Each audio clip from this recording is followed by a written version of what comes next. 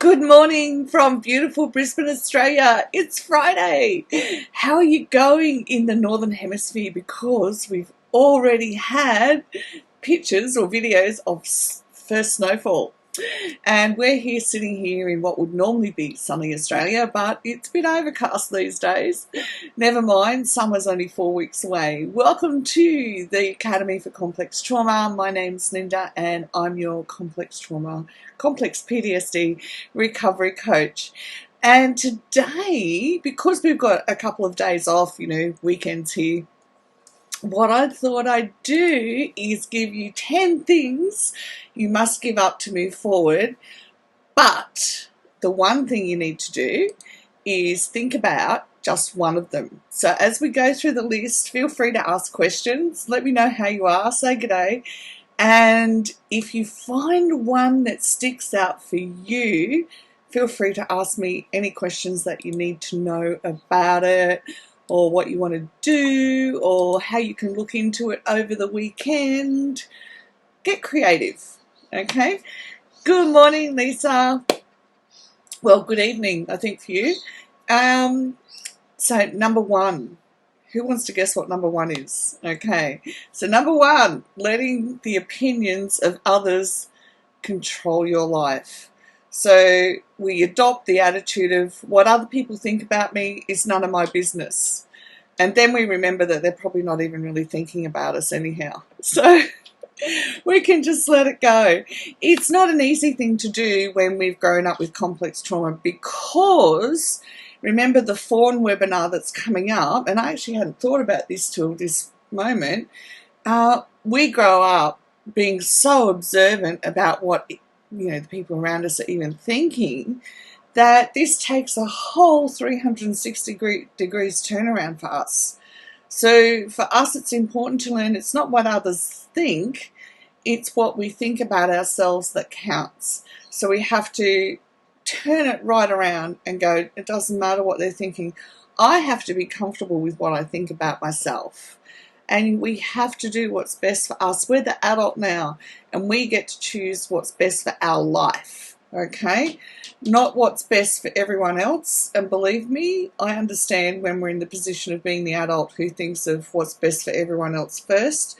It does take time and a concerted effort to turn that around. Number two, the shame of past failures. And look, shame gets talked about a lot, and it's really good that it does, because sometimes it's really hard to feel it or to understand it, or to want to poke the bear that's there, because we get worried about it, and rightly so, because we've had to hold on to it for so long. But we need to reassure ourselves that our past does not equal our future. We create our future. I mean, however many years ago I was in bed for 2.5 years, couldn't walk, talk, or take care of myself. But now, here I am helping other people, because I had a bigger vision and a desire in my heart that my life would mean more than just learning how to walk again. Okay?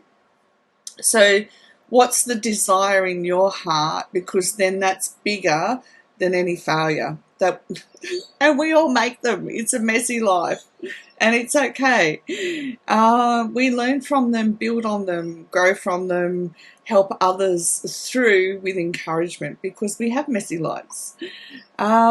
Being indecisive about what you want. Now, if you're indecisive and you're procrastinating, your challenge this weekend is to sit down and make a decision. And even though your heart will be going, like a freight train, well, freight trains don't go that quick, speedy train going boom, boom, boom, boom. I want you to say, I'm safe to make this decision, and I'm safe if it doesn't work out, because I'll learn from it and it'll give me information about where I want to go from here. So at one stage I was studying at uni, and we reached a stage in the course where I went, oh yeah, no, this is not working for me. I know I'm meant to study, but I don't know what. So I changed courses. Like, I literally found a different course. I got to change on the last day. And then as I got into that course, I went, oh, this just so is not me either. But I knew after that the bigger picture was I will never do these things, and I've satisfied myself actually that I'll never do them. So it's not a mistake. I know that I'll never have a regret because I know those careers weren't for me. Phew. So look at that like that. What is a bigger understanding? So even if I make this decision and it's a stuff up, seemingly, because, we give ourselves a hard time, what am I going to get out of it too? And we don't know until we have the experience. So let's do this. Make a decision this weekend that will change things up for you the following week. 4, procrastinating on the goals that matter to you. Stop putting them to one side. Actually, this is a good point. Stop putting them to one side and setting them over there. Take them on, do them, and all the doubts and worries that you have, sit them over there because you can pick them up again anytime too. Okay? No more procrastinating. It says here there are 2 primary choices in life: to accept conditions as they exist or accept the responsibility for changing them. And that's what we need to do as adults. We need to take responsibility for where we're headed. Okay? 5, we've got to stop choosing to do nothing. Sometimes that's the hardest thing to do. And I've had minimal sleep last night. Okay, I don't think I had any in the end. It's just how it is at the moment with everything internally changing around. But I went, you know what? I can choose to do nothing, not knowing that I was going to read this out to you. Or I can get up and start doing something. And then if I'm tired, I fall asleep. And if I'm not, then I'm still up doing something and not choosing to do nothing. Winning. So if that's your thing this weekend, make steps, and if you have to put in place time frames, put the time frames in place that you are going to do what you need to do. Number 6, your need to be right. Oh my goodness, I must have been like the worst nightmare to live with when I was in my 20s, I'll tell you. Yeah, we won't go down that road. But I know that there's thousands of people around the world that, like I was too, being right kept me safe. But being right also ticked off lots of other people. So it wasn't healthy because I kept quiet. But then when I was right, it was ticking people off. Moral of the story, hang around good people who understand that it's not about being right. It's about understanding that we need to have a conversation. And never give up even if you're wrong.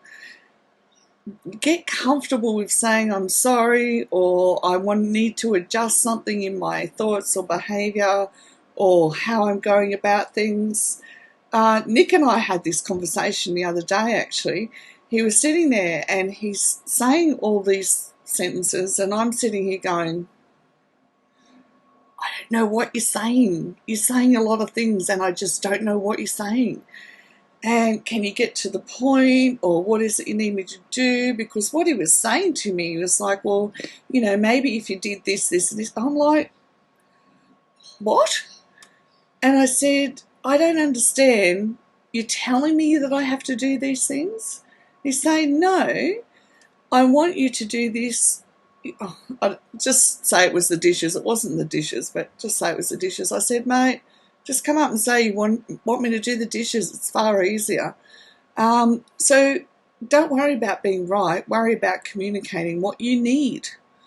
So your question for this weekend is, who is it I need to communicate to that I need something? And what is it that you need? Okay? Don't be afraid to have the conversations, because when you have the conversations, then you work out better communication as well.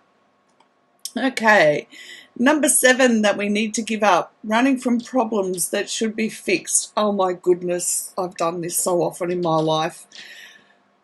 Yes, I do speak up when there was an individual who was cranky with me recently, and I will always be the one that steps up, says, I realise that you're upset, let's have a talk about it. But when it comes to running from problems that should be fixed, Ask my son how many times he said to me, Mum, have you booked your car in for a service? Right. And he's usually watching in the morning, so enough said. I'll book the car in today. And it's not that I'm mean to run away from it. It's just like sometimes these problems can seem like they're bigger than Mount Kosciuszko or big mountain, all right? But I find that if I'm prepared to make a note, write it down, get it done, then all of a sudden it doesn't seem so big. It's good. And I find that so last night I did a bunch of stuff. So I did things like washing and folding and dishes and something else. And all of it was done in the space of like 15 minutes. And I went, wow, all of that got done. Whereas in the past, I think I used to make big mountains in my head about, I'll have to do this and this, and I've got to stop doing that. And if I just get up and do it, it makes it easier. So it's part of the training our central autonomic nervous system and central nervous system, the whole lot, that we can get up and do things and we're safe to do them. Okay, number 9. How come we're missing one? Okay, oh no, that's just in the front. Number 8, making excuses rather than decisions. That ties into a few of them. Ask yourself the question, am I making excuses instead of making a decision about what I like or what I want to look into to see if I like it?